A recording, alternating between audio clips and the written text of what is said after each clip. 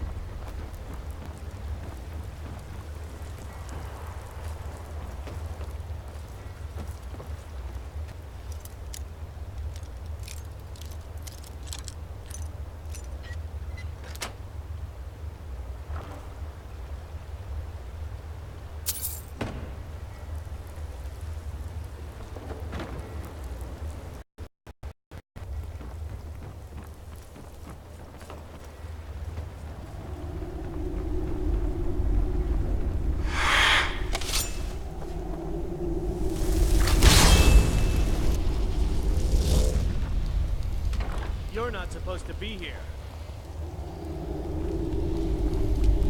It's the last time I'll say it. Get out.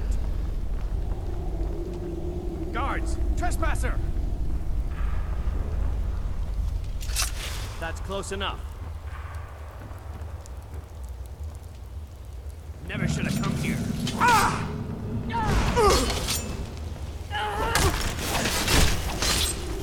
That takes care of that.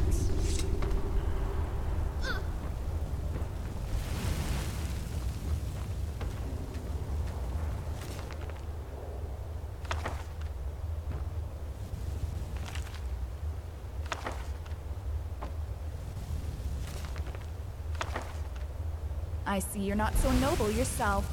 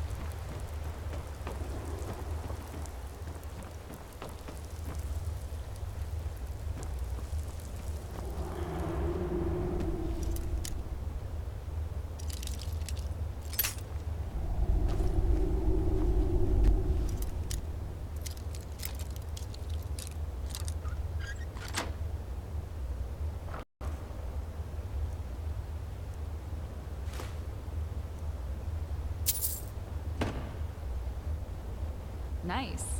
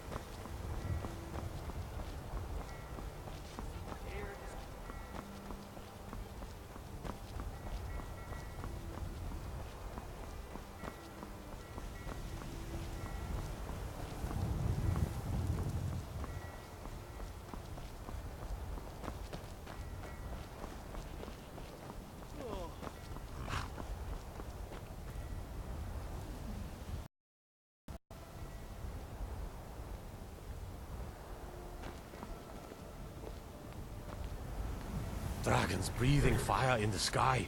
Vampires brazenly. People on the street. It's the end of the world, I tell you.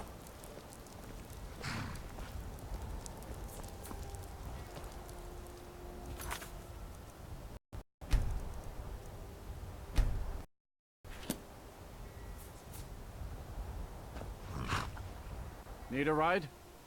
Where do you want to go?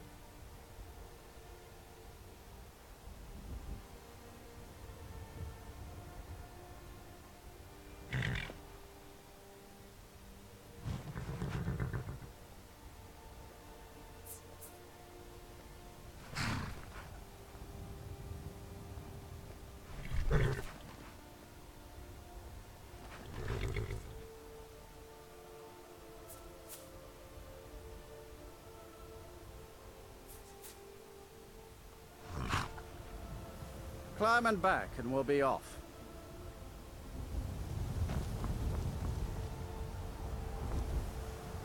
I can't wait here forever.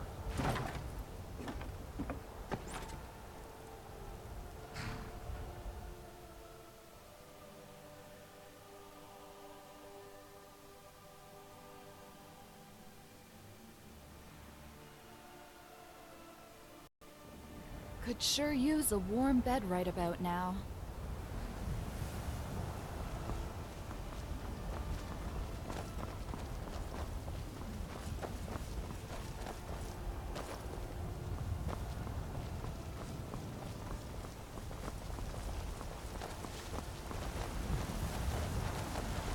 The way the Nords here talk about battle. Don't know why they don't build themselves an arena. This city's as good a place as any.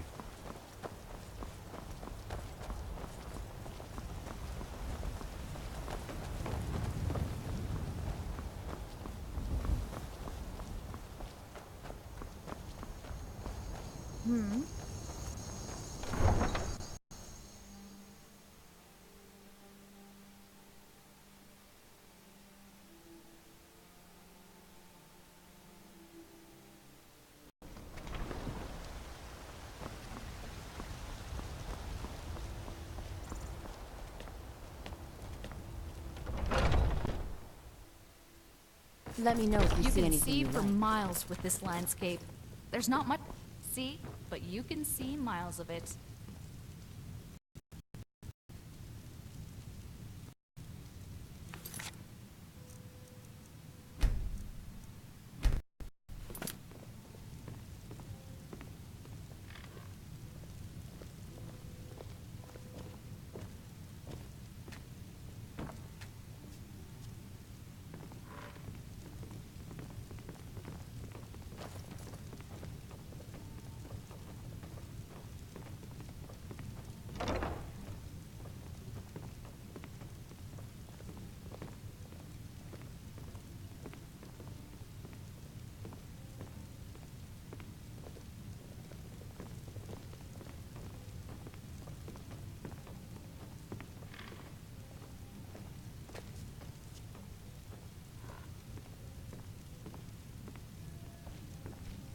Hmm?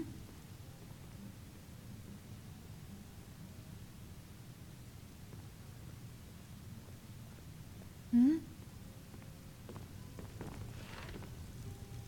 Do you need something? Hmm?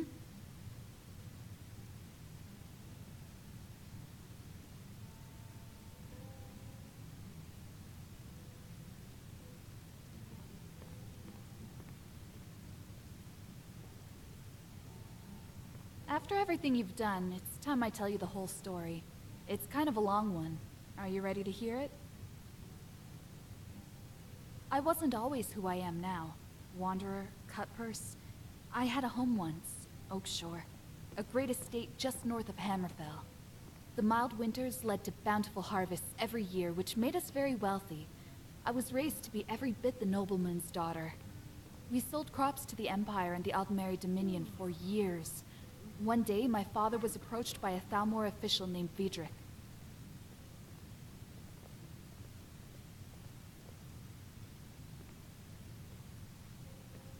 We sold crops to the Empire and the Aldmeri Dominion for years. Maybe One you can day, help. my father was approached by a Yes. Thalmor official named Vidrich. Thank you. That Here, day, this is he for you. wanted to buy more than crops. Thanks a lot. They wanted to buy Oakshore itself. He refused. Oakshore was our home, our paradise. He wasn't about to let anyone take it from us, but Oakshore was too important to the Dominion. It would make a perfect stronghold and let them keep tabs on Hammerfell. So Vidrich made a plan. He harassed my father day and night. Then he sent Gunnar to pose as Stormcloaks who would protect my father from the Thalmor, for a price. Gunnar's men began causing trouble, stealing, hurting people. I knew paying Gunnar was a mistake, but my father didn't know what else to do. He told no one else in Oakshore that he was accepting help from the Stormcloaks. He knew what that would do to us if the Empire ever found out. One night, I followed one of Gunnar's men to a farmer's house. He barged in, demanding ale and bread. When he tried to touch the farmer's wife... Yes, he fought back. He didn't win. I watched through the window as Gunnar's lapdog just slaughtered them both. I ran as fast as I could. I hid nearby as all of Oakshore gathered at the farmer's house, yelling and demanding answers. I decided that this had gone on long enough. I stepped forward and told everyone who murdered the farmer, and that we had sided with the Stormcloaks to try and hold on to our land. They arrested Gunnar, his men, and my family for collaboration with the Stormcloaks. Vidrich seized Oakshore, claiming imperial right. Vidrich won. Everything that happened was according to his plan. They tried, believe me. I escaped and fled to Skyrim, where I began wandering from village to village. I was angry, confused, betrayed. Oakshore and my family were everything to me, and now they were gone, because of me. Try telling that to an 18-year-old girl who just lost everything. Trust me, I could blame myself plenty, and I have for a long time. That was 10 years ago. For 10 years, I wandered Skyrim. I've done things I'd never dreamed of doing just to survive. And then I met you. You showed me what it means to have a purpose, to have hope again, to bring hope to others who need it most. So thank you. My life would be very different had you not walked up to Falkreath that day. And with these documents, Oakshore might one day be ours again. Who knows? You might even get a chance to see it one day. Was there something else? All right.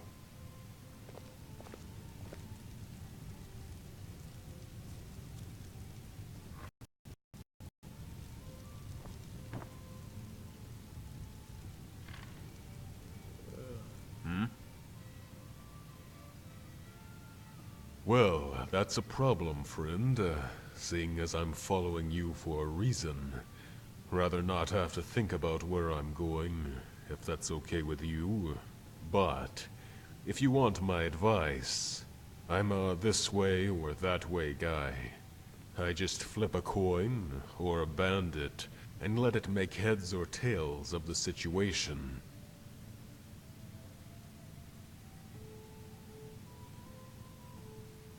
And I appreciate your concern. Just try not to do it a second time.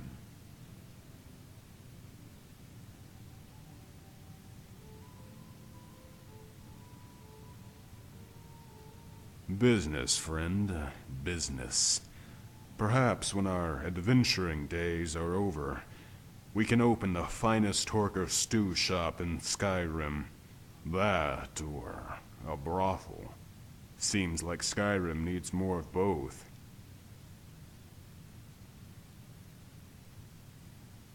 Let's go.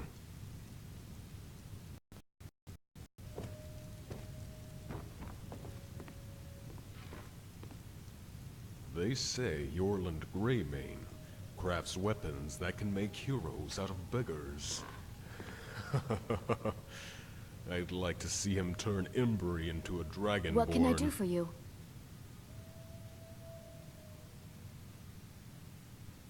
Huh?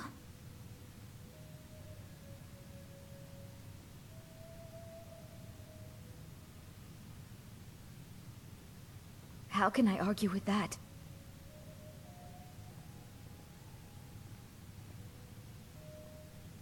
Don't do that! You expect me to believe that?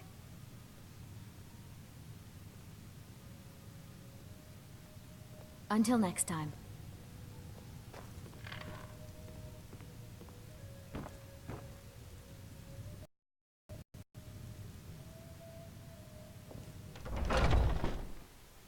Don't let the drunken huntsman fool you. It may look like a tavern, but I have never been able to get a room there.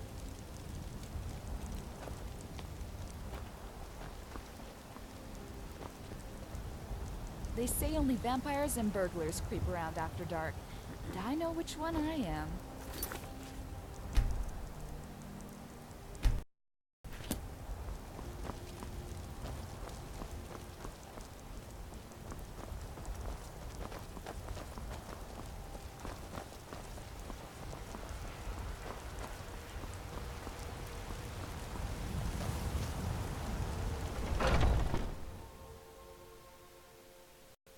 Come on, just time stoke for the some fire. Should have been ale wary of and his get the dealer. oatmeal. He purchased a bad batch of flame cloaks that ended up burning him alive. Sarasa was brash and bold, and my kind of woman. Too brash for her own good, though. She wanted to trap grand souls instead of common ones. The most plentiful source of grand souls are mammoths. The most common place to find mammoths are giant camps. It was a short-sighted idea.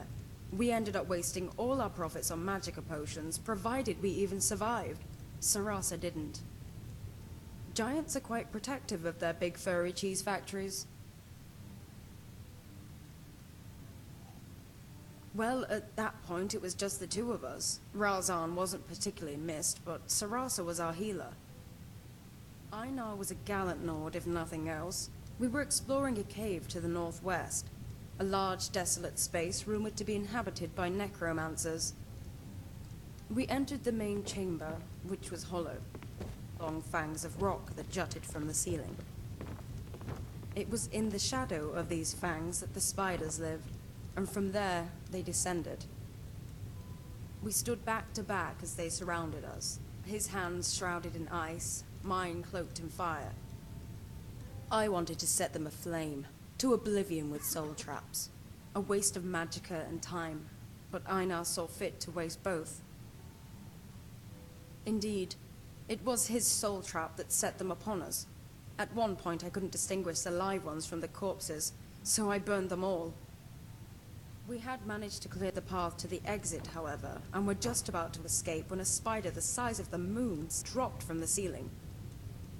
At this point, Einar and I were both out of magicka, and we each had one stamina potion left. Of course, mine was technically a wine bottle. It was an old vintage, from the wineries of the Isle, that I was saving until death. Einar asked me if I wanted to trade, but I wouldn't have much use for it, seeing as I was going to live a healthy life. That old Roman, sacrificing himself so I might escape. I could never say no to that man. He drank the wine, wiped his lips, and showed me his teeth one last time. They were stained and red, but I've never seen a smile so bright. A lot warmer and a lot happier Then with he the pulled belly out his full of dagger food. and drew the ugly beast's attention while I ran for the exit. Big as saber cats, but those aren't the scary ones. It's the little ones that make me cast my flame cloak. The ones that crawl up your robe. Fine, fine.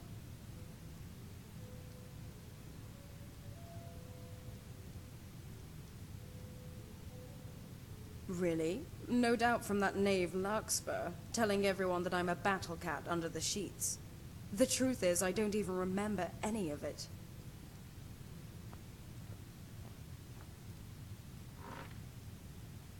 He is handsome for a wood elf, although terribly arrogant. Part of me is glad I can't recall that night. The other part is greatly disappointed. About time.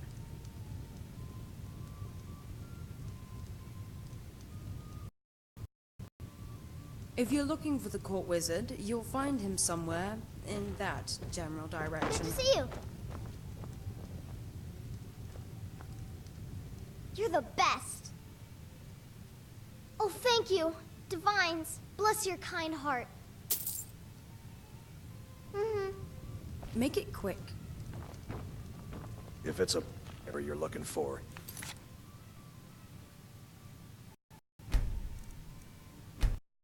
Found him.